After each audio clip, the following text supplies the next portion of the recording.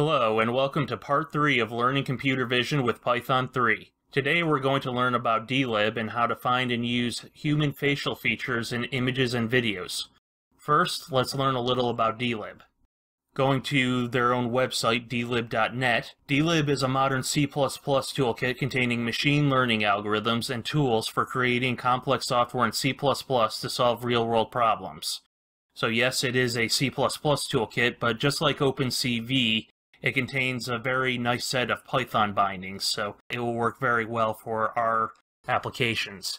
And dlib is a very rich library. It contains a whole lot of algorithms. Just going through the features here that they advertise, it is very well documented, so it's great to learn from, and it has a whole lot of examples similar to what we're going to do today and beyond. So I do recommend checking this out if you're interested in what dlib can do for you. High quality portable code. It has efficient code for Microsoft Windows, Linux, and Mac OS. Just like Python, contains a very rich set of machine learning algorithms, including state-of-the-art deep learning, which we are using in our course, although we're going to use TensorFlow for our purposes. It also has support vector machines, which we saw in the last lesson on handwritten digit recognition, and a wide variety of other things for object detection and clustering, k-means, and so forth.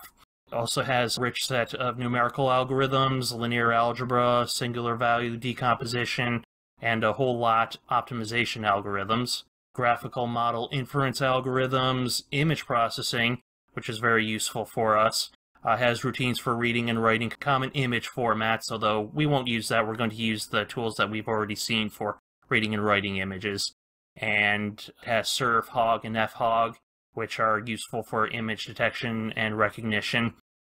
What's interesting for today is the tools for detecting objects, including frontal face detection, pose estimation, and facial feature recognition. So we're going to talk about that today. There are some other features, dlib, like threading, networking, GUI, graphical user interface development, data compression, and a bunch of other utilities. So do recommend checking out this, and we can see here on the left, we have examples in C++ and examples in Python. So a whole lot of stuff here. What we're going to be interested in is face detector, facial landmark detection, and recognition.